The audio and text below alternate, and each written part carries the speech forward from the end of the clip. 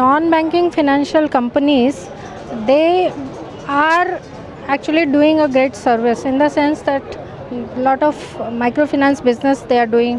Non-banking finance companies, they reach the hinterland where they are providing loans.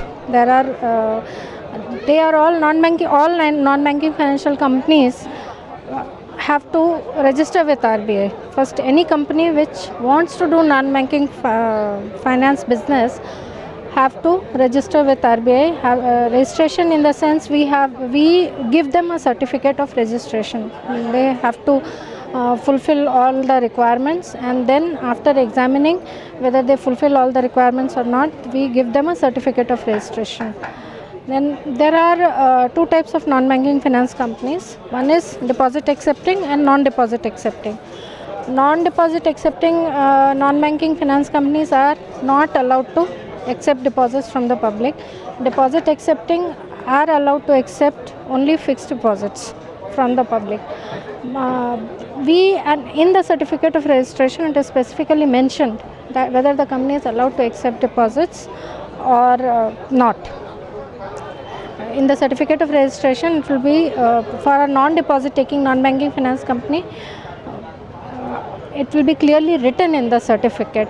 So through this, we are trying to, we do a lot of awareness activities for the people. Like we all know, a lot of unauthorized money collection activity is going on. So we are trying to make aware the public. We are trying to make the public aware that they should not give their hard-earned money to any company which claims that they will give very high returns or anything like that. RBI, according to the current guidelines, no non-banking finance company which is allowed to accept deposit can give more than 12.5% rate of interest. So any company which claims that it can give 18% or 20% or 24% rate of interest, we are trying to tell the people that it may not be a genuine company. You please check whether the company is authorized to accept money from the public or not. Acceptance of money from the public can be in two forms, in the sense one is deposit, for which RBI gives authorization. Another is through capital instruments, shares, preference shares, etc., for which SEBI gives authorization. So now we tell the public that anybody who claims to give very high return, you please find out whether in the first place whether the company is authorized to accept money from the public or not. Authorization may be from RBI, may be from SEBI. Please check the authorization, then only you go ahead and give. If very high rate of interest is promised, then the company may not be a genuine company. You may lose your money. That is very, very important, yes. And there are two ways in which we are trying to do this. One is to, of course, make the public aware. Another is to find out whether any company is doing such activity through our own market intelligence activities.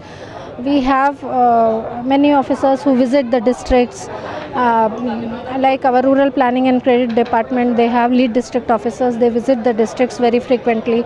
So we have sensitized our own staff also, who go to the various districts to attend various district level meetings, etc., to go and speak to people, to go and speak to the bankers and find out whether any such activity, any such company is coming to their notice which is doing any kind of unauthorized activity. We also have told requested the bankers that if they come across, because anybody doing any such activity will be having a bank account. They collect money from the public, they will deposit somewhere, so they will have a bank account.